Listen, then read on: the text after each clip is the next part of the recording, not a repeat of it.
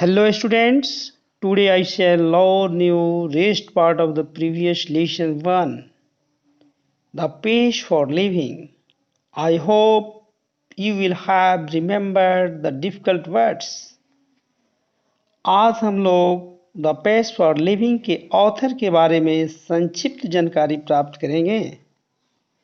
इसके बाद इस लेसन को लाइन बाय लाइन इंग्लिश एवं इसके अर्थ को हिंदी में समझते हैं। विद्यार्थियों, आप सभी एटेंटिवली अपने अपने किताब में देखें। आरसी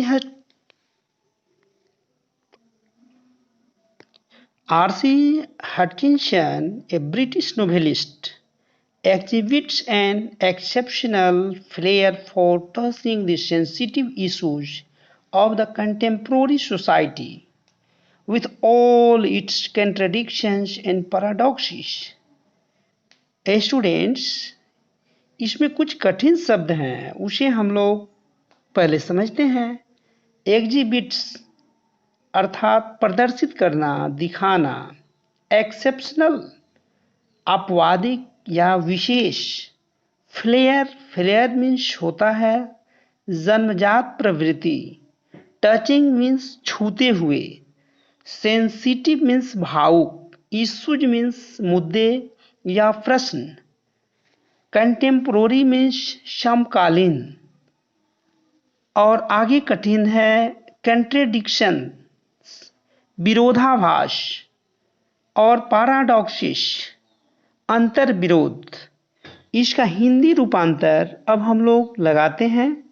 ब्रिटिश उपन्यासकार आरसी हटचिंसन अपने सभी विरोधाभासों और अंतर विरोधों के साथ समकालीन समाज के भावुक मुद्दों का आभास देने के लिए विशेष जन्मजात प्रवृत्ति प्रदर्शित करते हैं।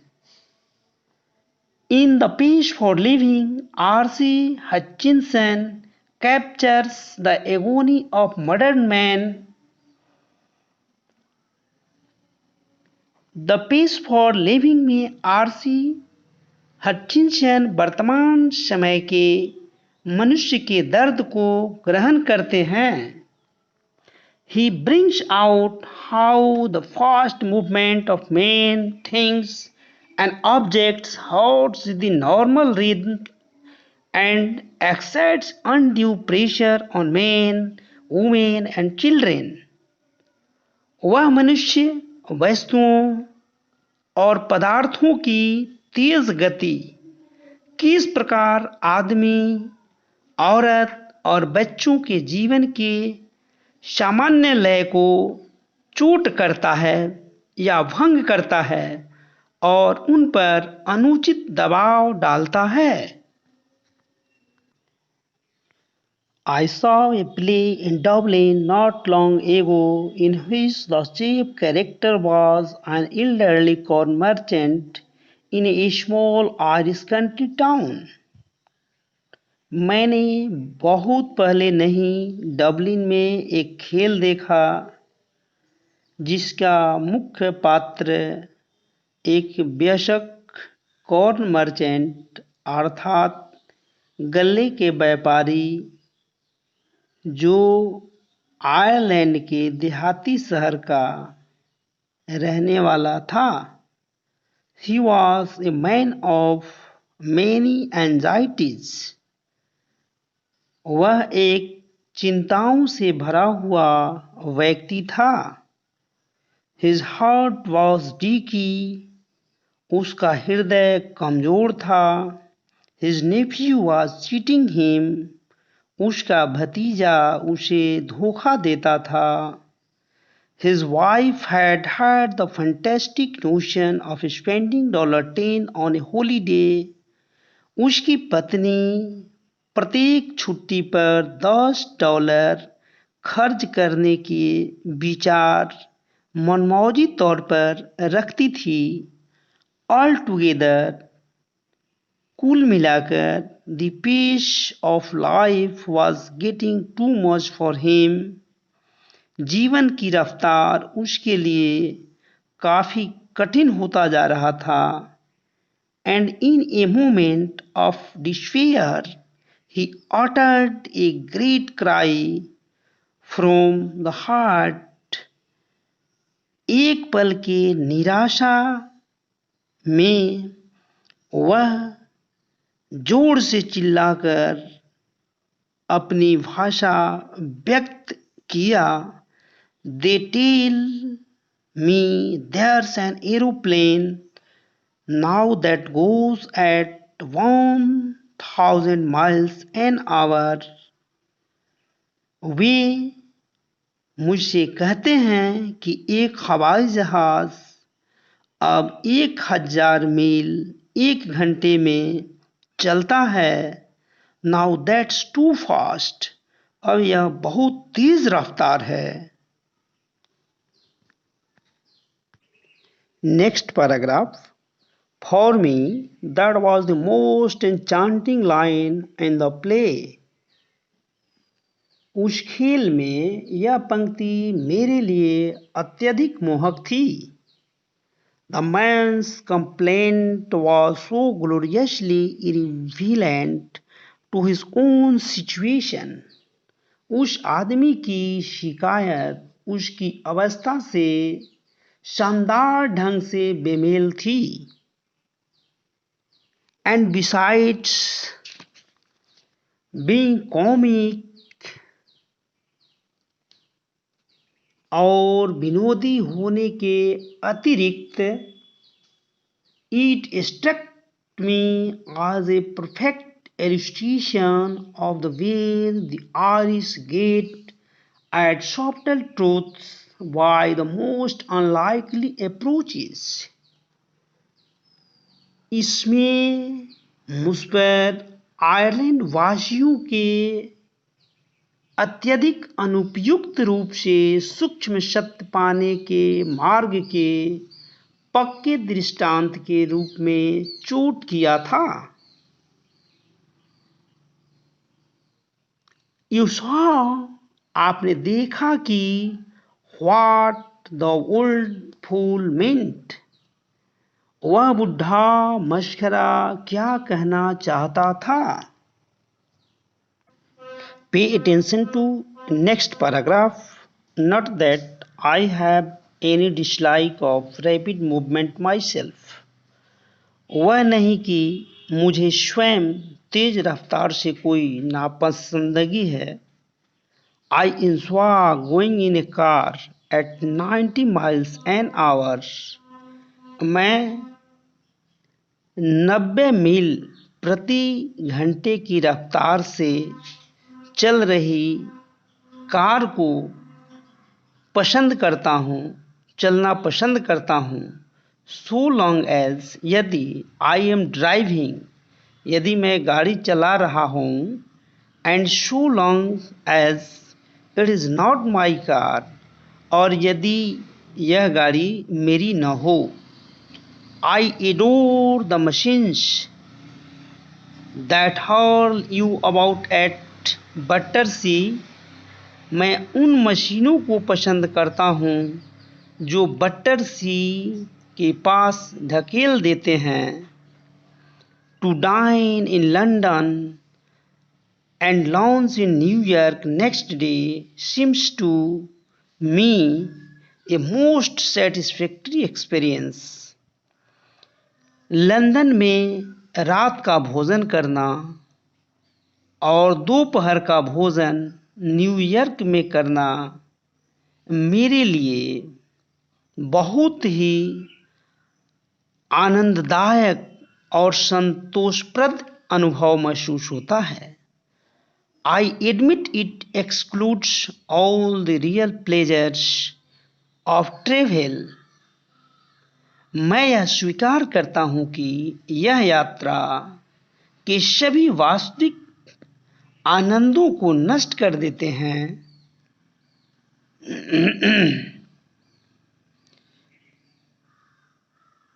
The sorts of fun you get from a country bus in Somerset or Spain. Repeat this sentence. but it gives you a superficial sense of drama.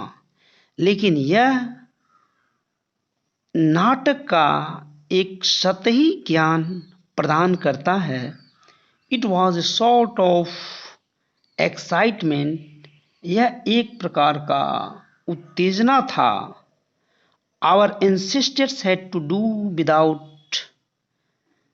जिसके बिना हमारे पूर्वज लोग काम चलाया करते थे. And we might just as well accept it gratefully. और हम लोगों को अवश्य इसे कृतज्ञतापूर्वक स्वीकार करते हैं और करना चाहिए. Where the mental activity of our time tend, जहाँ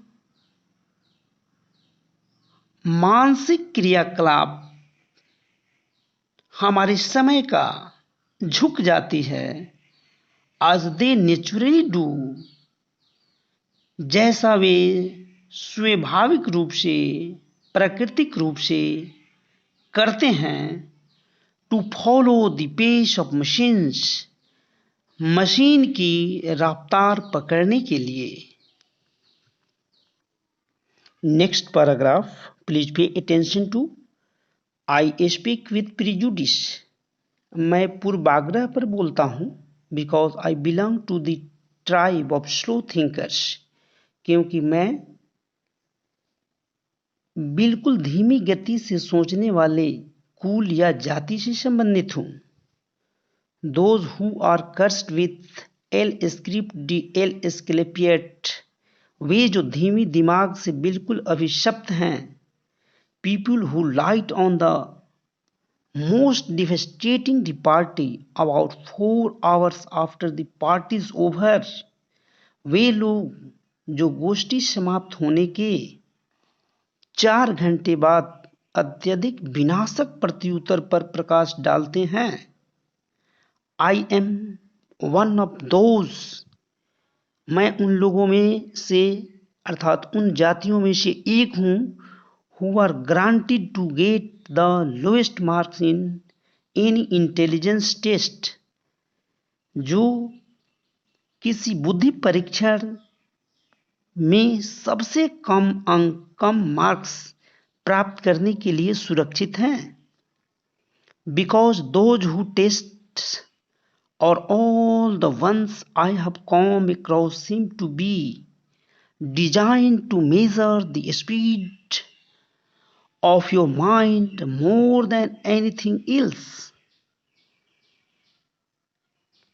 क्योंकि वे परीक्षण या वे सभी जिसमें मेरा सामना हुआ अन्य किसी बात की अपेक्षा आपके दिमाग की गति को मापने के लिए निर्मित किए गए लगते हैं. ऑब्वियसली, स्पष्ट रूप से, we slow thinkers are terribly handicapped in the business of getting a living. हम मंद सोचने वाले जीविका प्राप्त करने के व्यापार में भयंकर रूप से अशक्त हैं. But what I am thinking about just now is not so much the practical use of one's mind as its use for enjoyment. किंतु ठीक अभी जिसके बारे में मैं सोच रहा हूँ वह किसी के आनंद के लिए उपयोग की अपेक्षा किसी के दिमाग के व्यवहारिक उपयोग का नहीं है.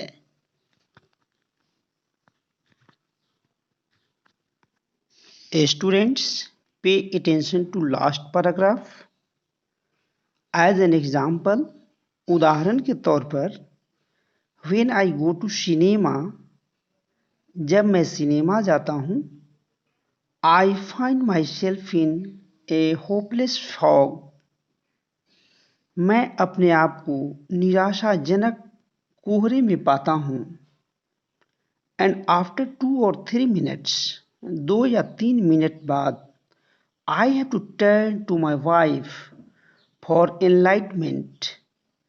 मुझे अपने पत्नी की तरफ मुड़ना पड़ता है प्रकाश डालने के लिए। आई विस्पर, मैं फुसफुसा कर बोलता हूँ। Is this the same girl, क्या यह वही लड़की है? As the one we saw at the beginning, जिसे हम लोगों ने शुरू में देखा था। एंड शी विस्पर बैक, और वह पीछे मुड़कर फुसफुसाती है। नो, नहीं, there are 3 girls in this film. इस फिल्म में 3 लड़कियां हैं। A tall blonde and a short blonde and a medium size brunette. Call them A, B and C. आप उन्हें ए, बी, सी और कह सकते हो। The hero is that man who takes his hat off when he comes indoors। Hero वह व्यक्ति है जो अंदर आने के समय अपना टोपी उतार लेता है। He is going to fall in love with girls B, C, A in that order। वह B, C और ए के क्रम में उन लड़कियों से प्यार में पड़ जाता है। And so it proves to be, और ऐसा सिद्ध भी होता है। There you have a mind which has trained itself to work in high gear.